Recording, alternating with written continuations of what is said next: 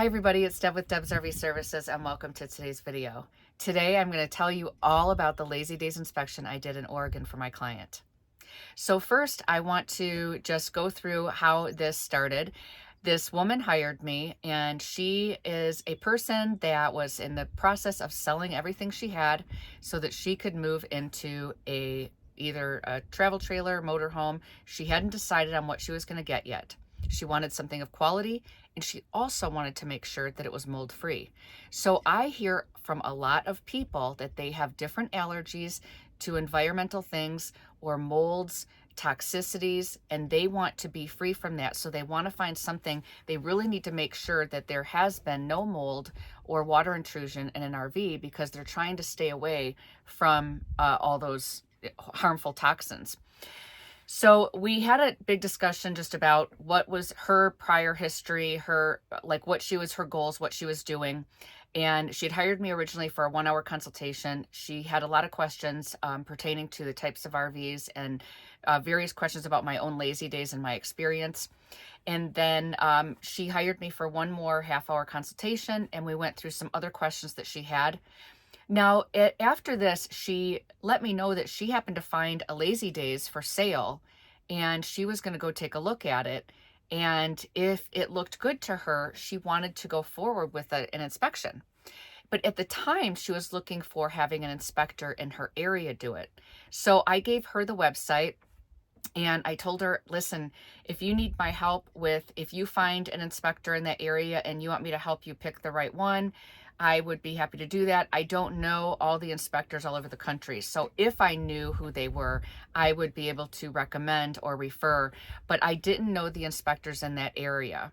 So one inspector was not willing to do the things that she wanted to have done. She wanted a premier inspection and she wanted fluid analysis. Another inspector priced her at a pretty high rate, and I believe it was because of the age. She found a 2001 Lazy Daze, and a lot of inspectors will look at an age of a motorhome and they will think, oh my gosh, that's going to be so much work. So I'm going to increase my rate, and that way it makes it worth it if I go out there.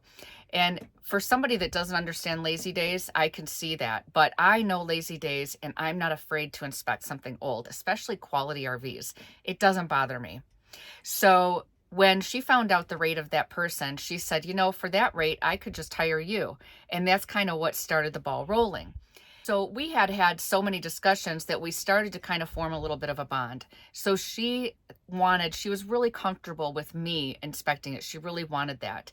So I told her what the price would be. I had to figure out what a hotel expense, the flight, and all that stuff, and then the price of the inspection. So that's what we did, and I booked it. I was really excited. She wanted the fluid analysis. I didn't happen to have fluids on me, so I had them shipped directly to Oregon, so I didn't have to worry about taking them on board, and I was going to handle that part there. So I packed my bags and I flew to Oregon. Now, let me back up a little bit because I want to talk about the experience of getting to Oregon. I had not flown for a job like this since I've been doing inspections. I've had a lot of people want me to inspect something out of state, but when I mentioned that there's a lot of great inspectors out there and go to the website, find an inspector close, it's going to save you a lot of money from having me flown out there.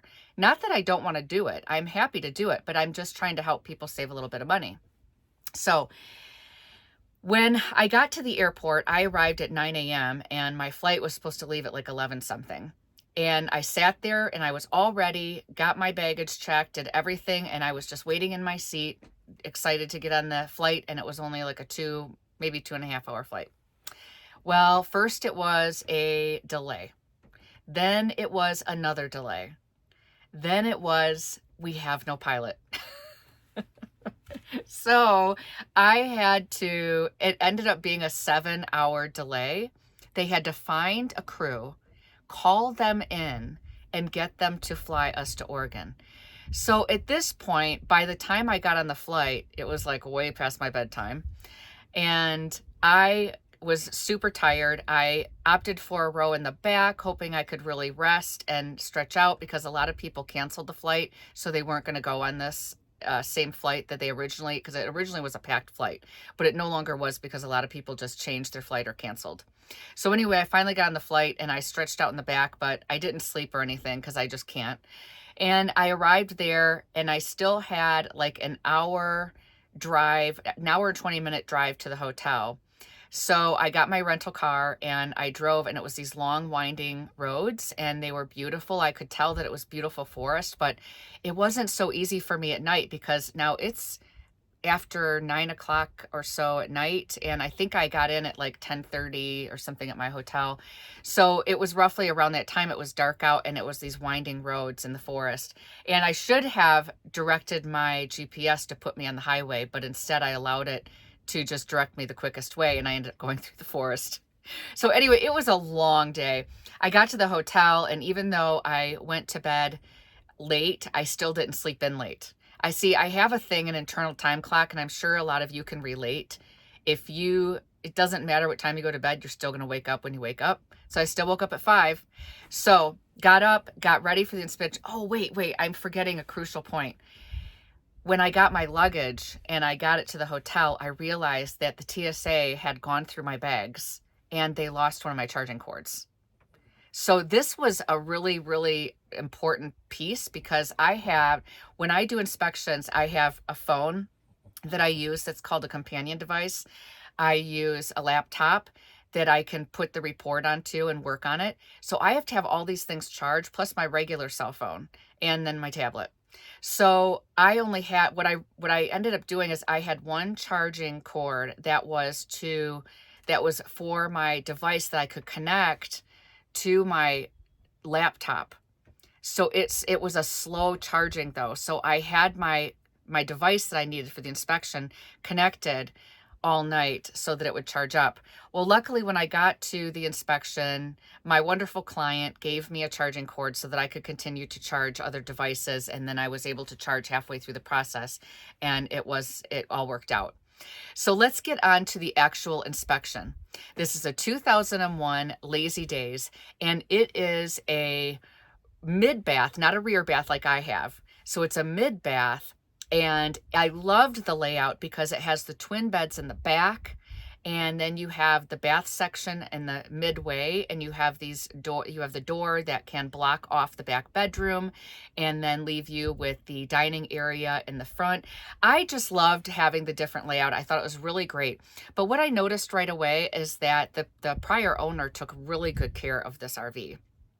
You could tell, and there is another ironic part about it, but I don't really want to give a person's information, but let's just say that I had seen this Lazy Daze before and I saw it on a YouTube video. So I recognize the Lazy Daze, I recognize the person, and I don't believe in coincidences. But I had seen this video, which got me to really love Lazy Daze. My client saw this video that really made her love a Lazy Daze. Then she had seen my video. She knew I owned a Lazy Daze. It's just full circle is what it is. So it was really amazing. And my client and I, we connected, we met for breakfast, and we had connected on other levels. And I really just found her really unique and interesting. She thought the same of me. And so we made a friendship right away. So anyway, I get over to the Lazy Daze and I'm doing the inspection. And what I found was there were plenty of sealant issues that needed to be addressed. And this happens over time. I know that she's had work on this RV, the prior owner did, but the sealant was still starting to crack, and it was showing signs of cracking along the top of the windows and along the roof. So things like sidewalls and windows, they need to be addressed. You need to make sure that you're looking at this stuff every year, because the sidewalls contain silicone, and I see it in a lot of my inspections that the silicone is starting to crack and wear, and there's holes in it. So if you didn't know, water can still get in through sidewalls that way. So I put that down in my report, and then I also put all of the sealant issues in the roof in my report. There were interesting things. So I don't know if you've seen my video where I had it's like the step to get into the driver's seat and passenger seat in the chassis part of the Lazy Daze motorhome. Some of them tend to break away. Mine busted right off. And there's a video that I'll try to remember to link in this description, but it's how my step on my Lazy Daze just kind of fell apart. My son stepped on it, and he is a tall human, and he, weighs enough to where when he put his feet down on there, it just gave away. It was already cracking, but it completely gave away.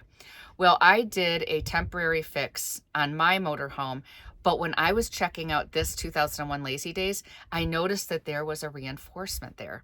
So I asked her about it, and she said yes, hers gave away, and she took it to an RV technician who went ahead and put a new reinforcement in there.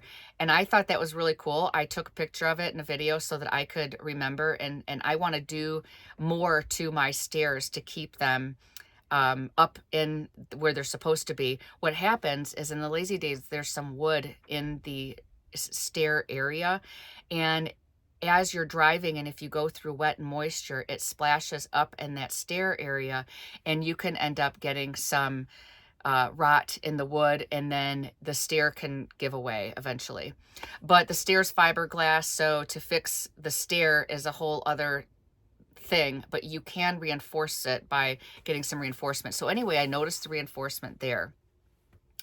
Overall, the motorhome had it was very well taken care of. I did do a fluid analysis on the fluids. I did it on the engine oil, the coolant, and the transmission.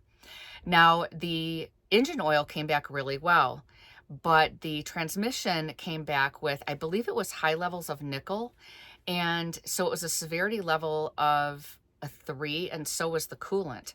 So what I recommend to my clients is they get a flush.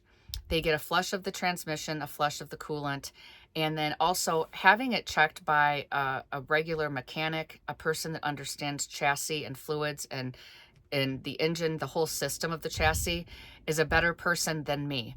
I can take the fluids, I can send it to the lab, but can I explain it to you? No, not really. I can only tell you what the lab says. So I recommend getting somebody that's more qualified than me and having them explain it.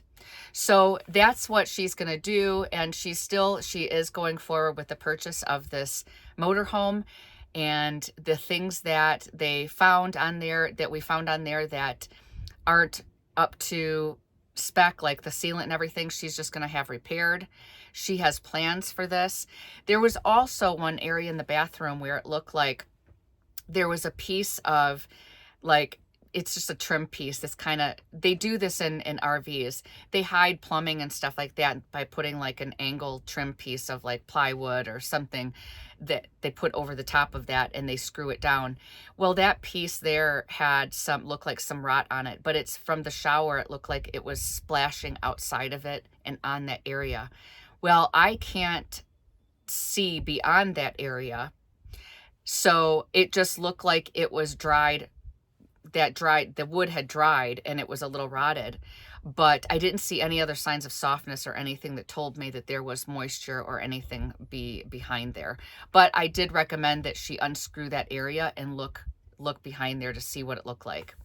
So all in all, this inspection went really well, and I feel like I made a new friend, and even the seller was wonderful to work with. She was very accommodating. She had all the hookups ready. We did this because this was a unique experience. We were all there together, and we kind of talked through things, and as I was looking at different various things on the RV, I was able to ask the questions from the seller and find out about what she did here or what she did there. I also found out tips for my own RV, which I loved hearing, and she gave me some names of people that I can contact to do some other work. So all in all, it was an excellent inspection. I don't always have these wonderful experiences with inspections. I have a lot of things that I see that aren't good, or where prior sellers don't take care of their RV. But I love when I can report that something positive came out. And I believe that this was a super positive experience for me, my client, and the seller. So I hope you enjoyed today's video. Please like and subscribe, comment below, and I will see you on the next one.